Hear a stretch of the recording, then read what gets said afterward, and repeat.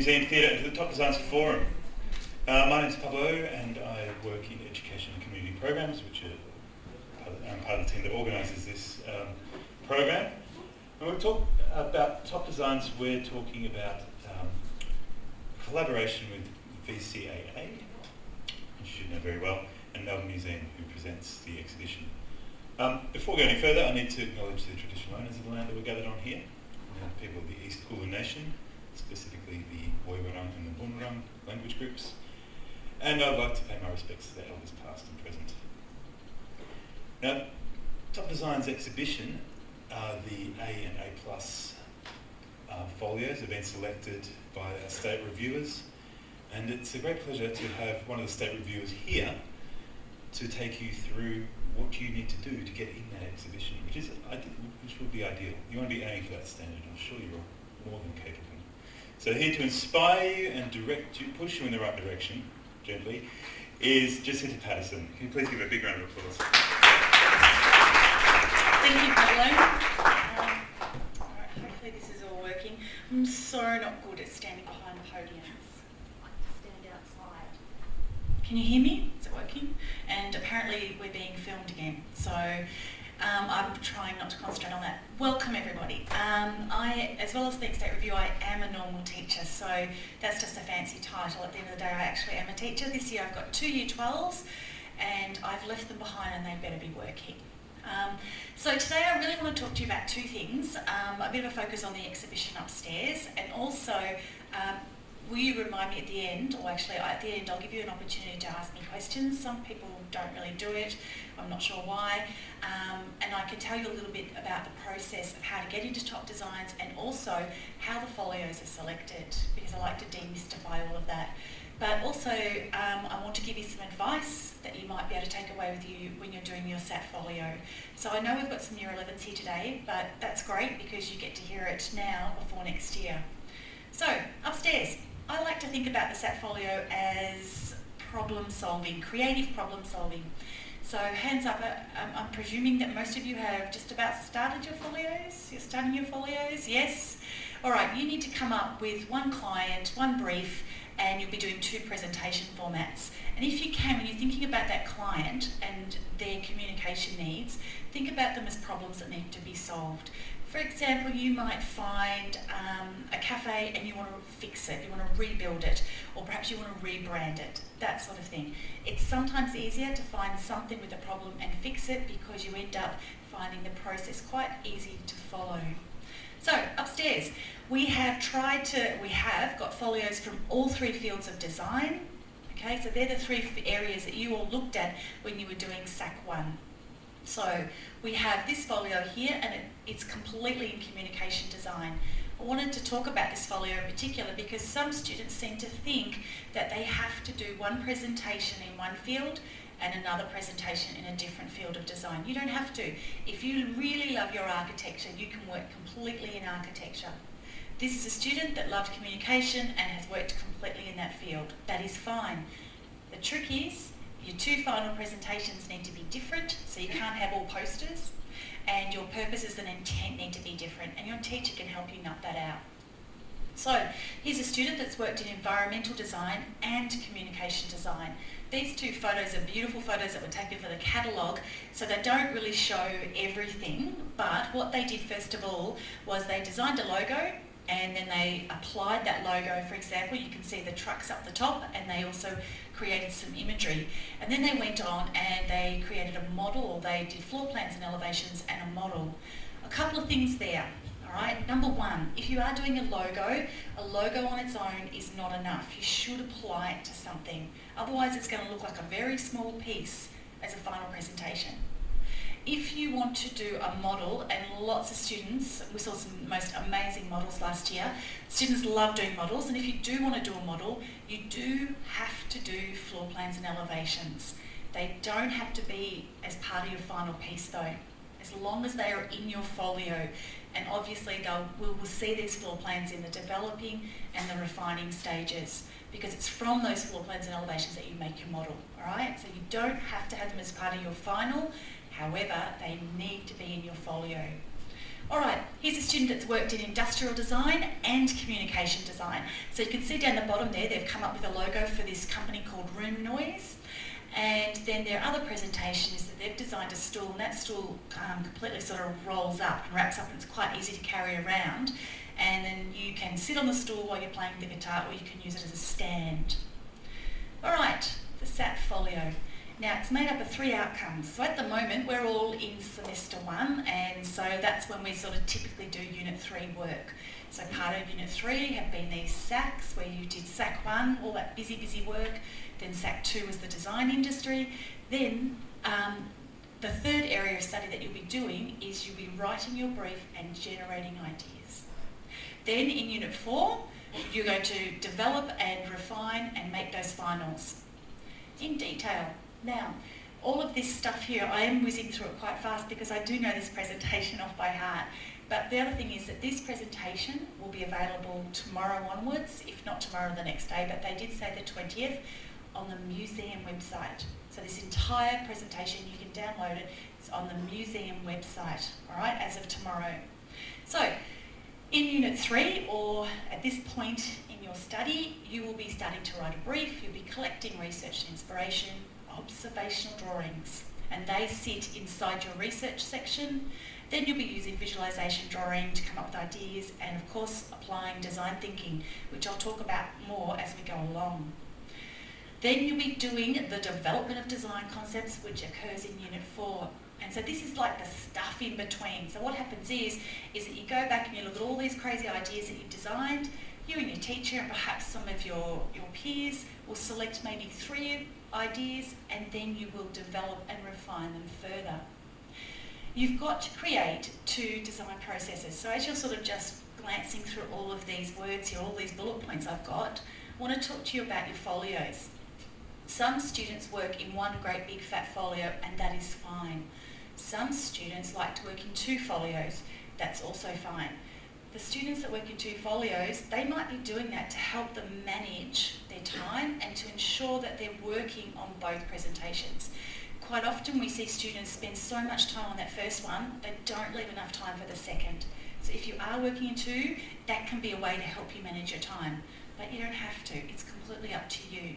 The thing is, though, what I do want to say though is that they don't have to be equal weighting. So your first presentation, quite often most students, they will have more pages in their first presentation, and they tend to have less in their second, because you know why?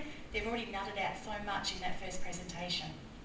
The important thing is, it's not the amount of pages, the important thing is that you have a design process for each one, and your teacher will guide you through that.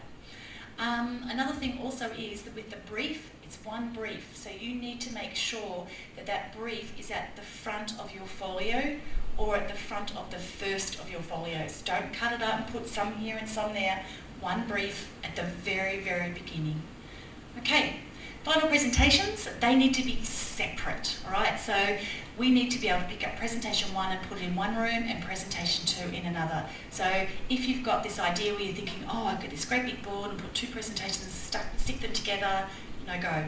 If you're thinking that you're going to do this really cool model and you're going to design a logo and put the logo on the model, no. You can put it on the model, but that would be seen as still as one presentation, all right? So your 2 presentations need to be separate.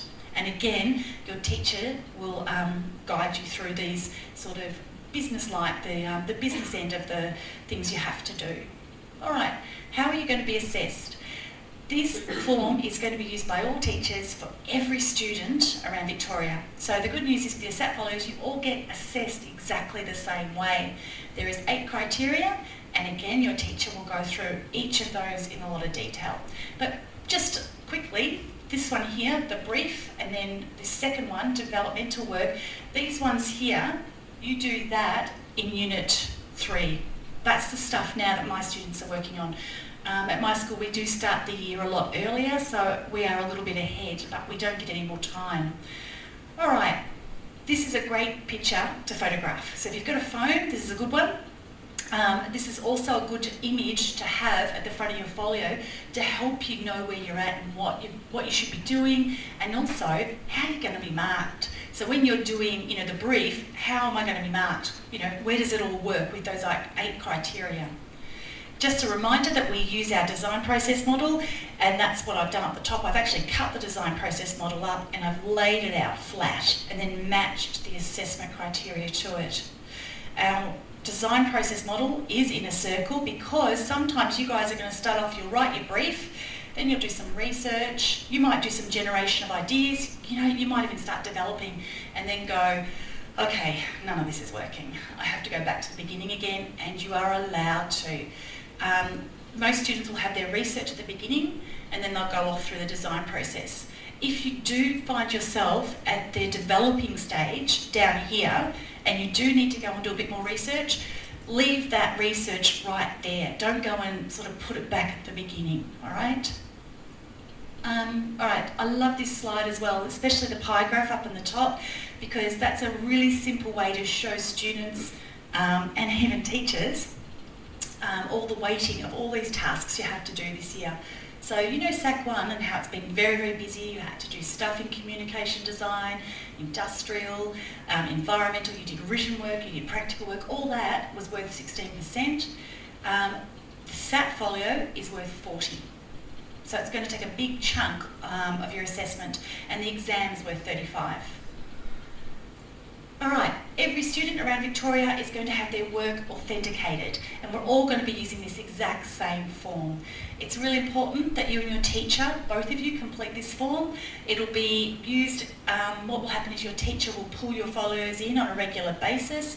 They'll go through it all, they write a few notes, you sign it, they sign it, and this is proof that all the work that you're doing is yours. This form is really important if you want to enter Top Designs. You actually submit a copy of this with your application.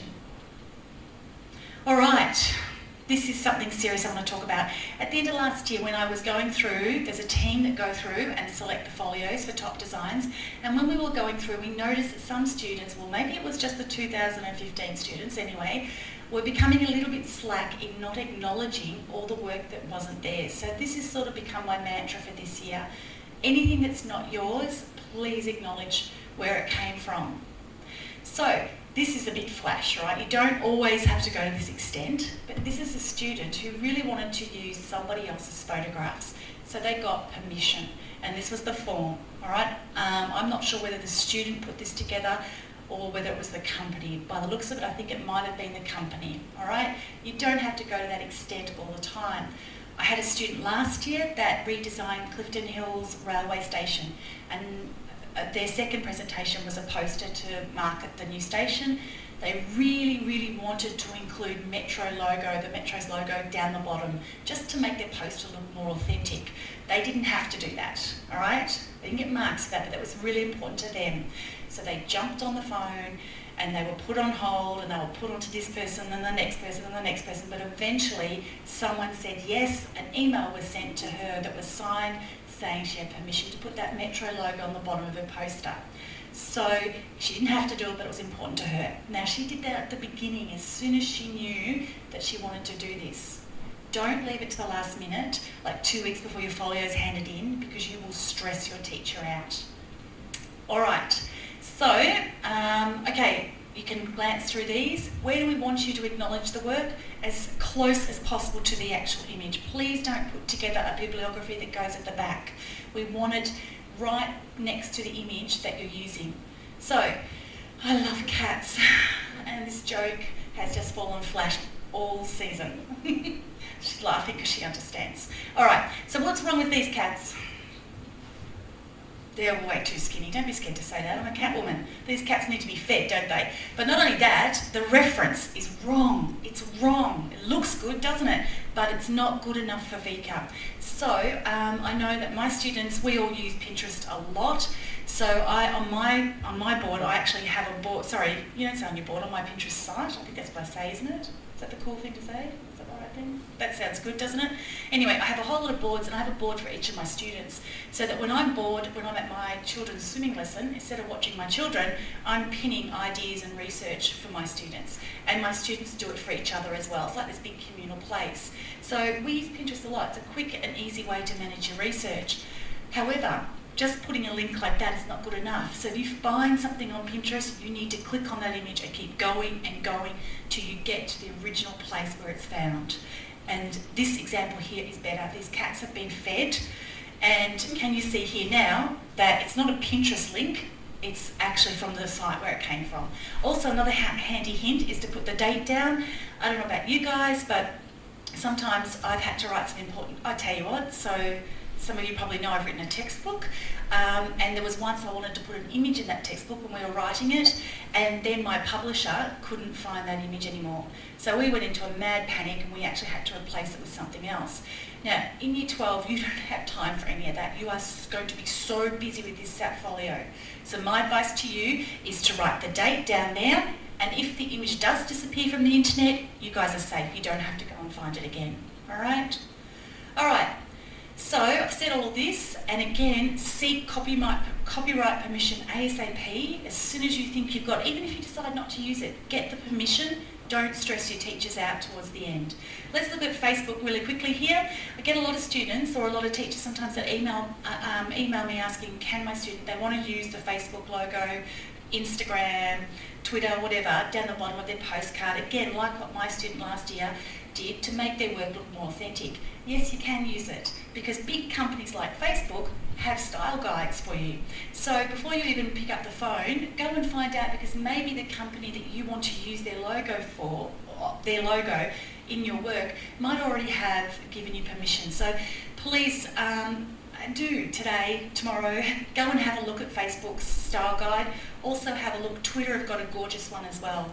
They're written so easily, really clearly, and actually it's a nice idea for presentation format. Maybe if you're doing a logo design, maybe you might do as your presentation is a style guide to show your client how the logo is to be used. So Facebook give you very clear guidelines. They're very particular about the way they want their F and their blue. So this is not cool unless you get permission from them. This is cool. All right, can you see? So no permission, go for it. This one here, or anything fancy, then you've got to get permission.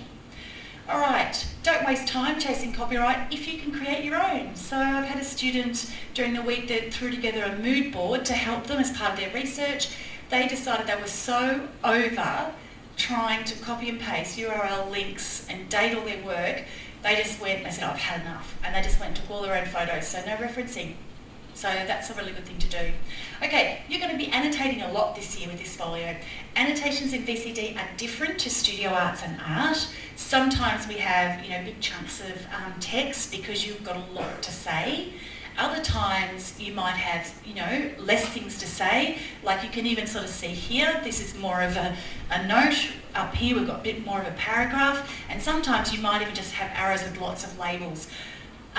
In regards to the amount of words that you write, it'll be depending on what you're talking about, and again your teacher will guide you. Don't waste time typing them. Write with whatever you've got in your hand. Write in blue biro. Alright, said all of this? Excellent.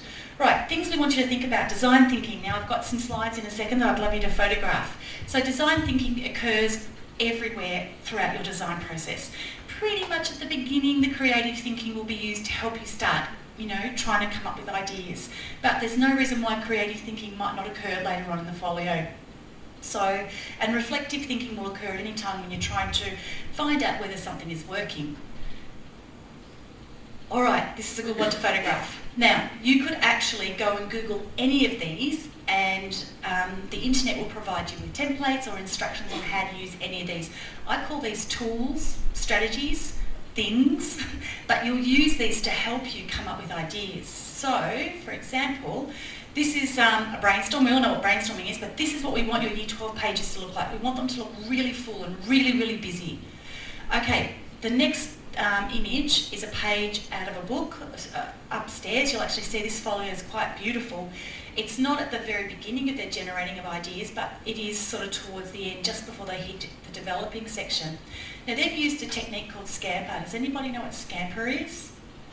Okay, so Scamper's a bit of a good one to use at the beginning. So yesterday in my class, I had a student that had finished their observational drawing, and they're looking at recycling and rubbish. So this student actually drew a takeaway food container from the canteen, complete with gravy. It was just disgusting, but anyway, the drawing was pretty nice. So So they've got this observational drawing done, and then what they've done with that observational drawing is they've done a scamper, or they've used the scamper technique. And each letter of scamper stands for something. So you've got S is for substitute, C is for combine, A is adapt, M is modify, P is put to another use, E is eliminate, and R is reverse. But it's pretty good to say that on stage, all of that, isn't it? Anyway, so what they did with that observational drawing is, and it was like a polystyrene sort of food package that you might get hot chips in, is that first of all they substituted. So they redrew that, but they substituted the lid for a different material, and so they redrew it so it had this air sort of vent, so they've substituted it. Then they went on and they took two examples of packaging and combined them together. Bang, there's a third one. Can you see how it works? So you don't have to use every letter. So looking at this student here, they've used adapt, and what they've done is this design here has been adapted from something else, which I haven't got here to show you. Combine. This design here came about by combining two of their other ideas. So Scamper is a really cool way to actually help you come up with original ideas rather than trying to find stuff off the internet. All right. Please photograph this. Again, all of these routines here, or strategies, whatever you want to call them, are very, very good to help you when you are having to start to make decisions. So they come in all sorts of forms. So if you just Googled PMI, all right, you might get some examples. You might get a template to use. So this student here has used a template to complete the PMI, while this student here has embedded the PMI within their work. Let's see what this PMI means. All right, this student here has 3 logos, and they don't know which one they're going to go with. They don't know where to go to next. So they use an example of a design thinking routine. They've used PMI. The first thing they've done is they've obviously raced around their class, or maybe they asked other people, but they've got a tally. So they've found out which logo people like the best. But then the important part is that they've underneath each one, they've written down the pluses, the minuses, and the interesting points. All right, so it's design thinking is making thinking visible. All right, this student here, rather than using a chart, has embedded it in the work. If you read these annotations, each one of these, there's a tiny little audience PMI. So they've obviously asked the target audience, what do you think are the pluses about this design? What do you think the minuses are about this? What do you think is interesting about that? So you end up with all this data to help you make decisions. Reflective thinking, so this is going to occur sort of perhaps more towards the end. Here's a student that has used the PMI for reflective thinking. So I really wanted to show you that these routines or these tools I'm giving you can cover or can cross over between the 3 areas. All right, this one here is a very good one to talk about, and again you might want to photograph this. This is a really cool thing to do towards the end. So you think you're finished but you're still not sure what to do. You know what? It's important you get feedback from somebody else besides yourself. So this student here has done a survey. This one here was emailed. So we've got 1, 2, 3 logos. This student here, 1, 2, 3 designs, and they actually printed this out and then gave it out to everybody. All right, and all they had to do to fill out that survey was circle a few things.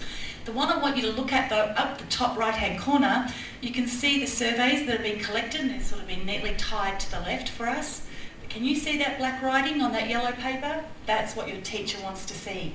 That's a student that has reflected. Okay, they've reflected and they've thought about the results and have written an evaluation or a reflection. Last year when we were looking at top designs and trying to go through all the folios, we saw lots of surveys. It's wonderful. But then we didn't see students actually reflect on those results. We were just seeing students go, oh yeah, I'm picking this one because they've got 4 votes out of 5. All right, so it's really important to do that stuff up there. All right, your teachers, hopefully, on a regular basis will be pulling your folios in, checking them. Maybe they might pull them in one at a time. When they're doing that, I'm going to give your teachers more work to do. Ask your teachers to give you feedback on post-it notes. All right, they're going to hate me for saying that. Then that feedback on the post-it note, you stick that in your folio. You keep it there, and then you respond to it. Because that's showing you reflecting on feedback like that. All right, they're going to hate me for saying that. All right, let's unpack the SAT folio. Now, I'm not going to spend a long time on this because your teachers will do that with you. All right, so there's 8 criteria. So criteria 1 is the brief. Briefs can look like this, briefs can look like that. It doesn't matter. As long as they're between 400-700 words, they can go over a bit. Most people do. You don't lose marks. But remember, we're looking at between 400 to 700 words. That's what the study design says. That's really difficult to keep it down to that amount of words. You can handwrite your brief. Your brief could be written in the form of a letter, dear sir, madam, whatever you would like to do. Do not put your brief in a template. We don't want your brief to look like everybody else's in your class. All right, this is the slide that I put up on the board, and this is what I gave to my students. I didn't even give them a handout. I just gave them this and said, these are the headings that you need to try and work towards. Or, because some students don't have headings in my class, some want them, some don't, this is the information you need to cover. And again, your teacher will go through this with you. The biggest thing I do want to point out is that when you write about a target audience, be aware that both presentations might have the same target audience, or they could be different. Just remember to keep that in mind. All right, the brief. Now, when's it written? Okay, in all honesty, a lot of students will do some research first while they're trying to still work out what's going on in the brief. And some students even start generating ideas. The most important thing is that final brief is signed, dated by you and your teacher before you commence any developmental work, all right? There'll be a draft. Your teacher writes on one draft, and that's also kept. All right, so this is a gorgeous folio upstairs. All right, I really, really love this one. It's quite funny, and it's a camping kit for men. And they have one client, and their two communication needs, or their two design problems, it was that they required some sort of branding and a booklet that explained camping, and then also a kit for the men when they went out first time camping. All right, so they were the two things they did. Worked completely in communication design. This student here has worked in communication and environmental design. They had one client, which was the Sketch Cafe. Have a look, here's their beautiful logo, but look, they've put it on a presentation board, and they've also applied it to some other presentation formats. Presentation 2 was a model. There was no elevations or plans. They were part of the folio, not the final pieces. So there were plans and elevations, just not as finals. Right, criteria 2 is research. My biggest thing to you is be creative. Do you remember the folio, the image I showed you at the beginning of the chair with the guitar? All right, so that student designed that, plus they designed a logo for their music store. They looked at sound waves as part of their research. At some of these forums, we've had designers that come and talk, and there was one designer that said to everybody, and this is my favourite thing I've walked away from with top designs, and he said to the students, he said, if you are, for example, at the moment trying to come up with a really cool logo for a cafe and you're doing internet research, do you know what? Probably there's going to be other students around Victoria also looking at the same stuff you're looking at on the internet. Everybody's looking. He said in his field he is a communication designer. He rarely uses the internet for research. He said because everybody's looking at the same stuff. So that's something really good to take away with you. Find clever ways to do research. Find new and original ideas. All right, you have to do observational drawing, and that's drawing something that you can physically see. Please don't draw from photographs. There was one folio that was submitted last year, and the student had a drawing of a plane that was going up in the air. There was even a shh coming out the back. What's that shh called? Sorry, I'm a real girl, but I have 3 sons, so I like to think I'm a boy mum. I am a boy mum, but I don't know what that shh is coming out the back. But my thing that I say to you is, how did that student get that amazing drawing done so quickly before the plane had disappeared? All right, you need to be able to draw something that you can physically see, pick up and turn around. Later on in the folio, you can take your own photos and draw from the photos. Yes, you can do all of that. But when you label something and you label it observational drawing, make sure it is something that you can physically see. Now, how do you do it? Some students do this and make it look really beautiful. Others, it's still beautiful, embed it into their generation of ideas. So we can actually see a label there, observational drawing of a toy delivery truck. Thought that was smart. I've got a student this year who wants to just have a look at another one. So here's another student that's embedding the observational drawings in their research. So either way is fine. You can draw in your research, you can draw outside of it, but just remember it has to be from an object you can see. It says in the study design drawings, so you want at least 2. And some little tips of how you get around things. I've got a student this year that's doing a travel theme folio. What does she draw? and I caught her trying to draw planes off the internet. I said, come on. So I brought her in. My 7-year-old has a little toy plane. So I brought that in for her and she's drawing the toy. And she said, drawing a toy plane. So there's lots of ways you can get around things. Visualisation drawing. This is an example of a page of visualisation drawing. This student has used a variety of media. You don't have to at this point. It can be just done in grey lead pencil. Here's another student that obviously drawing was becoming frustrating, so they started making little models to help them to, push their ideas along. If you are doing any form of product design, please look at ergonomics. There's a gorgeous little folio upstairs on a stapler and the student looks at the way that the hand holds staplers, all right? So that's really important. Also on that note, if you're doing an Archie folio, the best thing you can do is find a real site. So in other words, find something, go and photograph that site.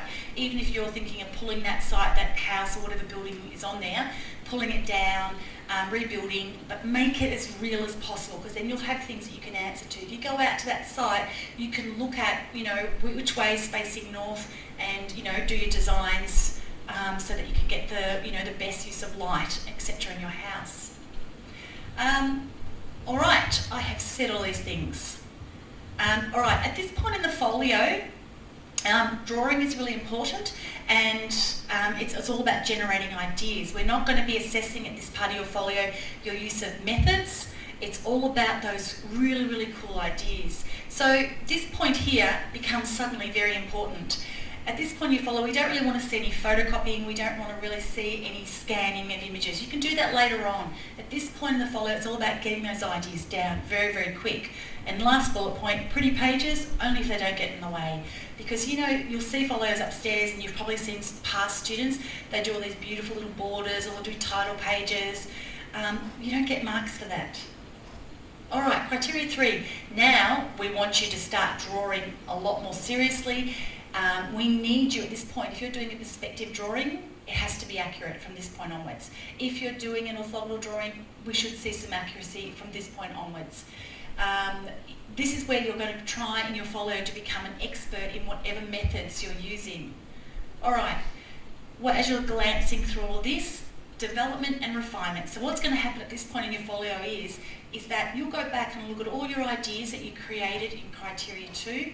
You'll pick maybe 3 of them, and those 3 you will develop and then pick one and refine, okay? So it's really important that you can show that you've got this generation of ideas, this developing, and then last but not least, this refining stage. All right, this student here is in the developing stage, all right? So what they've done at this point with their logo is that they've actually got this V shape, which stands, I think, for victory, for memory, and they've got this cloud, this piece of fabric that comes out of it. It's the one idea that's turned into a concept, and they're actually developing this concept. This student here has got this idea, and they're using the computer this time to develop it. Both ways are fine. This student here now is refining. When we see refining pages, they look a little bit more polished and they look closer to the final presentation. All right, please remember the image. Can you see this beautiful image in the background of these tickets? See this? I need you all to remember that, because in a few slides' time, I'm going to show you how that student created that image, and they actually got more marks doing this than if they just found that image off the internet. So this is a student clearly refining. This is a student clearly refining. Refining pages look different to developing pages. All right, so I've talked about that, annotations. Okay, I've talked about all of that, so I'm just going to jump ahead, and the screen's jumping.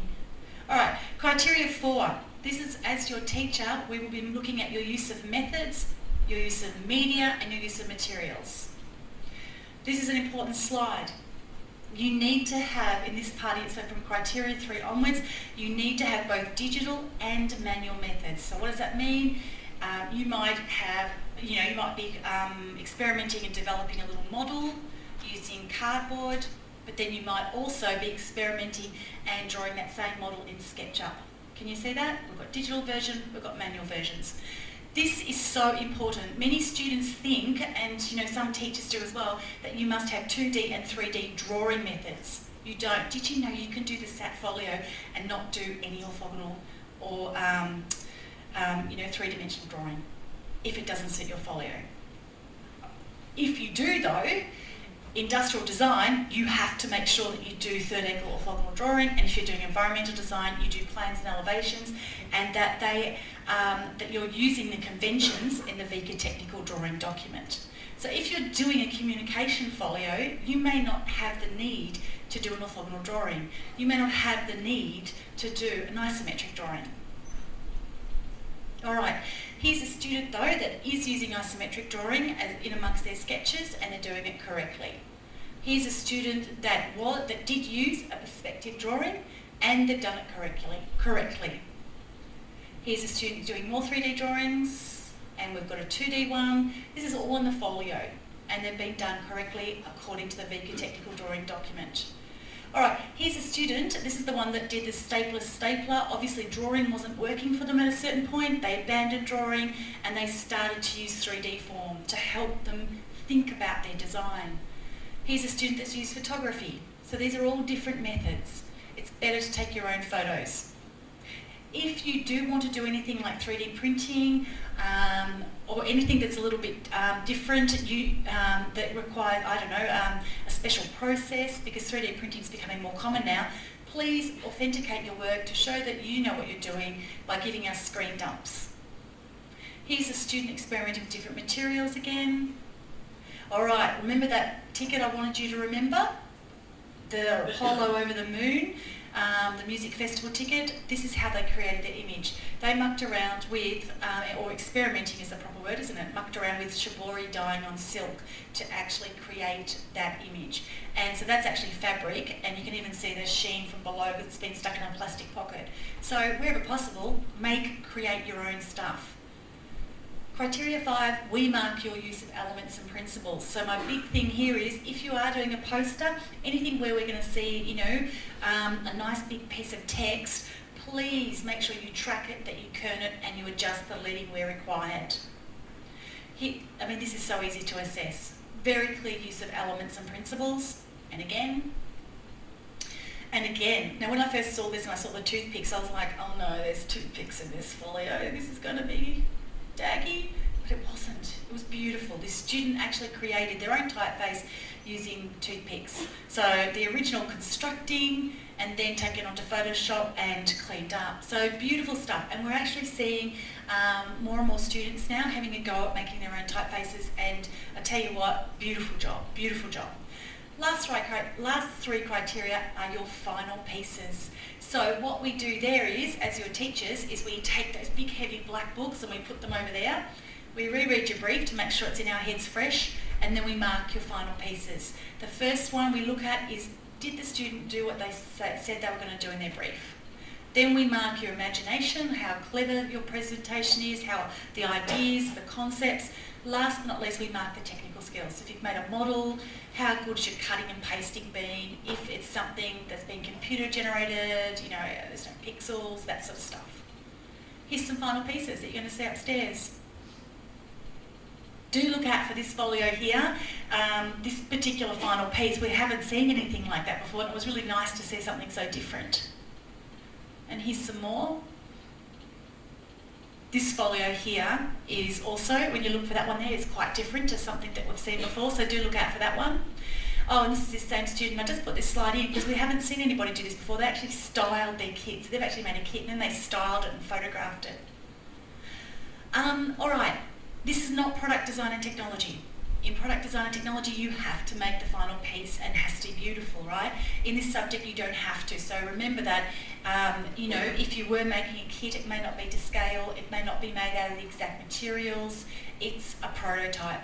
If you did want to go to that full extent and make it all, you need to make sure that you authenticate and that you're in control of that process. So at school, if you've only got an A3 colour printer, if you want to outsource your printing to make it bigger, you need to show you're in control of it. Keep receipts, stick them in your folio, but annotate the receipts. Talk about what you've done. Talk about the orders, all right, that you gave Officeworks staff. Okay, All the folios upstairs, they're not perfect. I do know for a fact they all did end up getting an A or an A+, because after we selected all the folios, then there's a period of time where we have to wait until all the Year 12 results come out. So we do know that they're all A's and A+. But remember, there could be little things up there that are missing or something's not quite right.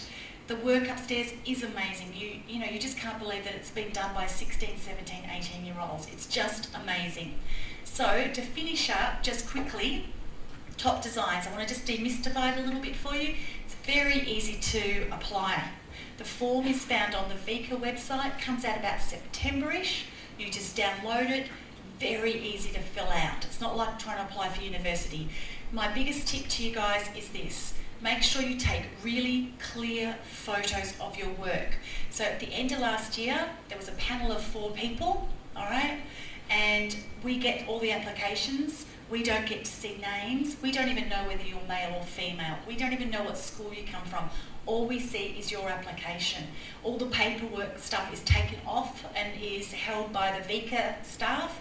And then the panel, all we get is the names of your presentations, what they're made out of, and photos.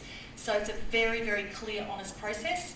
And like I said, please take really good photos of your work. Make sure you've got some really good examples of drawing. Don't put your research in, put your work in. And then last but not least, what happens after we go through all that, about 80 folios are selected from that stage. They all come into VCAA, and then again we walk around and we look at folios, and from that up to about 20 folios are selected. But we still don't know whether you're male or female. We have no idea who you are until all the results come out, and then a few weeks later I get a list of the names in the schools. So it's a really fair process. All right, do you want to ask me any questions? See, I make them go to sleep. All right, so this is a really good presentation. This one here, I recommend you all download it and have it so you can refer back to the images. The catalogue, I know your schools will probably buy it for you. It comes with a CD at the back that has even more images of the student work. So what you see in the catalogue, you've got X amount of images, but there's even more on the CD. Okay, and enjoy upstairs.